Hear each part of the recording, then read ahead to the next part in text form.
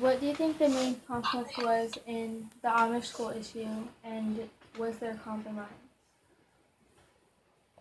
Well, the conflict was the fact that the Amish kids had been in schools, in country schools, with certified teachers for many years.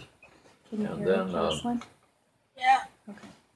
the State Department insisted that they use certified teachers, but the salaries were increasing rapidly because at one time you could teach in in a rural school, elementary school, with a high school diploma.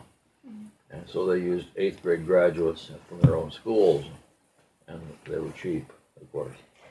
And then when it got to be, so you had to have a 2-year degree, most of them would come out of UNI, and they paid them more money. And then the State Department decided you had to have a bachelor's degree.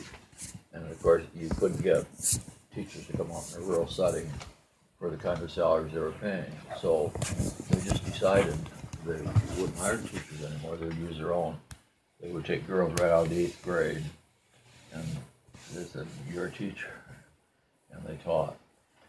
Then the Department of Public Instruction, Des Moines, said to me as a superintendent in Owine,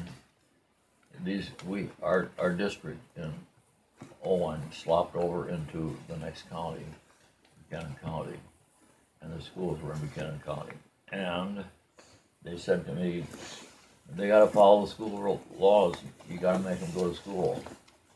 And so I did. And if I were doing it again, I wouldn't do that. I would say to the school board, I'm going to go someplace else and work. But I tried, and I was in court 23 times with them.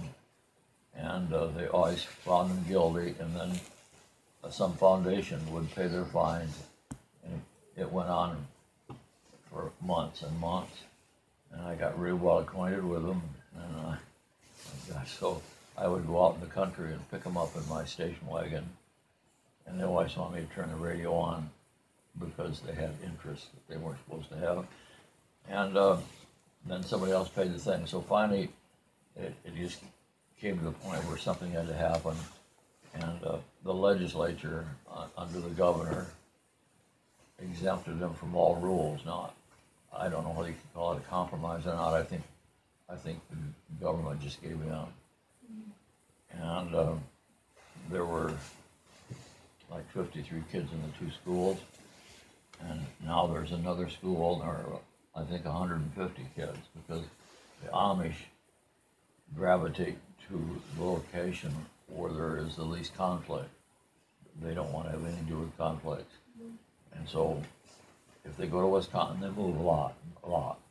They live on farms of about 80 acres, and if they are having problems with local governments, they just sell their farm and move. And then now they're coming back to Iowa because we don't have any rules that prohibit them from having their own teachers. So that's what they're doing, and I know them very well because I was a superintendent of schools for 16 years in Owine. And I have an acreage near Owine now. I have had for 50 years, and strangely enough, I have Amish people that come out and work for me. I have 2 windmills, and they climb the windmills. They're friends of mine. They do not, they're strange people, and you don't know anything about them until you get really close to them, and it's hard to do. Like I've said several times, if I, with the support of my school board, if I said, you're going to send your kids to school, or we're going to line you up against the wall and shoot you, they'd just say, okay, shoot me. They're that determined. And Mr. Borgtrager, said to me once, our way of life depends upon our kids not being educated. And that tells the whole story. So I would say that there really wasn't much of a compromise. If you read through these things that I have, letters back and forth, we offered lots of compromises. We offered to put teachers in if they would teach science. They still are a flat earth society. Not all of them, but some of them believe the earth is flat. They're going to fall off the edge. They don't want their kids to know anything about science.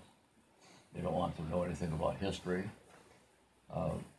I visited their schools many times because for 2 years I supervised them, and after they decided that they could use their own teachers, and their curriculum is very limited. They sing a lot.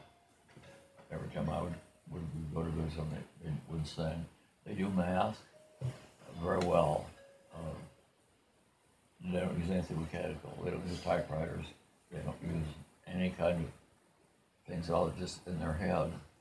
But they can do mechanical computations in their brain faster than most people can do them, probably with using mechanical devices. They're fine people. They try to uphold the laws, but they won't serve in the service. And they won't go to school with certified teachers.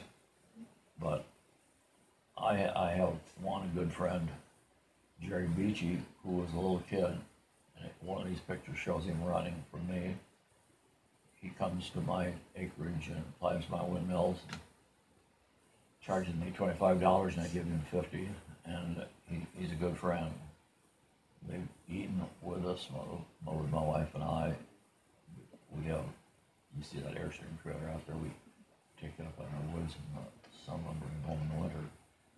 And I have a good relationship with them. There, that was a long answer to a short question. I don't think I had to say the second one yet. What were your thoughts and or feelings when the Department of Education came to you and told you moms had to go to public school? Well, I thought I had to do it. It was the Iowa law that all kids had to go to school, and it just seemed to me to be a natural thing. I didn't want to do it, but my school board were strongly supportive. That's one of the problems that I faced is I was hired by one school board, and then by the time this problem came up, none of those people were on the school board. All different people, and the public. Well, I have this big folder's letters from all around the world. They said they look like Jesus and you just leave them alone. I got a lot of nasty letters, and the board supported me pretty well, but it kept being less because they went to Ola and bought things. They bought groceries, built their buggies up, and they bought hardware items. And pretty soon those people were saying, "Just leave those people alone. They're our customers."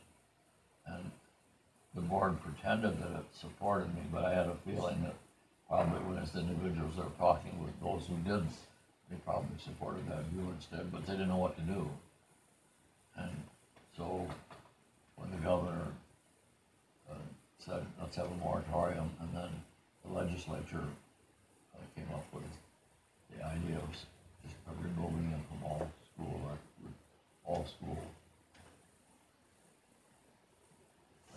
regulations. That, of course, made it simple. And you'll see pictures there of me chasing them in the cornfield. We went, as the Department of Public Instruction suggested, we went with school buses, picked them up. Finally, the board said, we'll just make them go to school. Just go out there and pick them up. That was not a good idea. But we did, and I told them the night before that we were going to pick them up and go to school. And they didn't say anything. And so I went out with the school bus. And the parents were letting me get on. One lady that still is out there laid down in the aisle of the school bus and cried a lot. Felt terrible. Her husband was out in the yard kicking the can around. So I was with the bus driver, and I said, go home. Then we went back the next day and did it again, picked them up, and took them to Hazelton, which was the nearest elementary school. And the principal paired them up with one of the students there. And the Amish kids had a good time, and they ate lunch there, and we took them home. That was the last time they ever got on a school bus, after they talked to their parents and decided the parents would do anything to avoid it, so that there wasn't any top of money. So they only went for one day, really? One day, yeah, one day, and they did.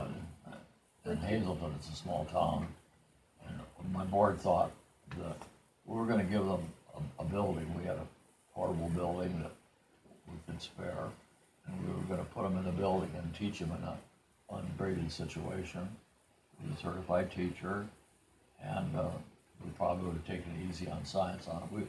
We were trying to get it through with it, and so was I, because it wasn't good for my professional reputation to have a battle with the state of Iowa.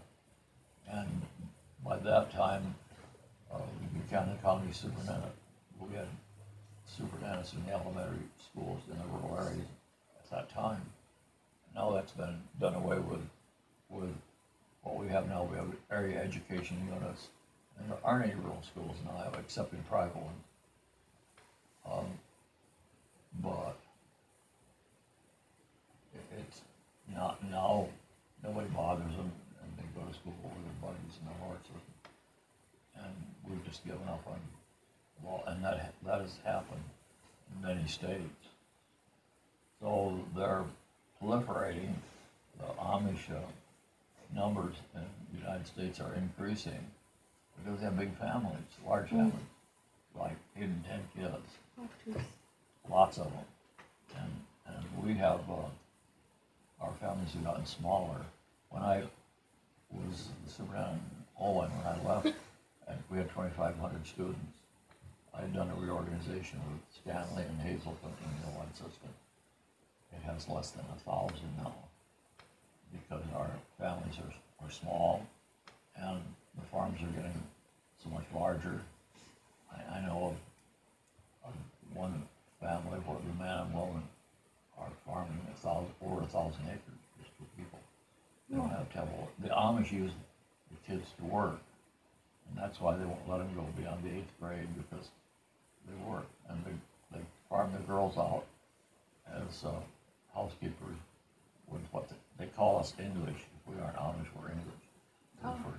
So they'll farm the girls out as housekeepers, and they go home at night, and parents keep the money. Kids don't have any money, and that's the way it's been forever. I actually have a question. Okay, so the first day you did the Amish farm, and then you came back. I have a history of the whole thing, which it would be very great for you, but I only have 2 copies of. It takes it way back for the first reorganization of the country schools into the Hazelton Consolidated School, and you can trace how it happened over the many years. And I show clearly I did that way back when I was still there, because it's very difficult to remember dates, especially when you're talking about several dates in the same year. And I am. You guys want me to take pictures of that? Or is this an extra? No, it isn't. I'll have them. Sorry, I'll take pictures of I have it. 2 copies. I have one that I will give you that's almost the same thing, but I can. that will give you very much the same information. Thank you. I have many copies of it, but I've had so many visitors that I've given it to them, and one of the problems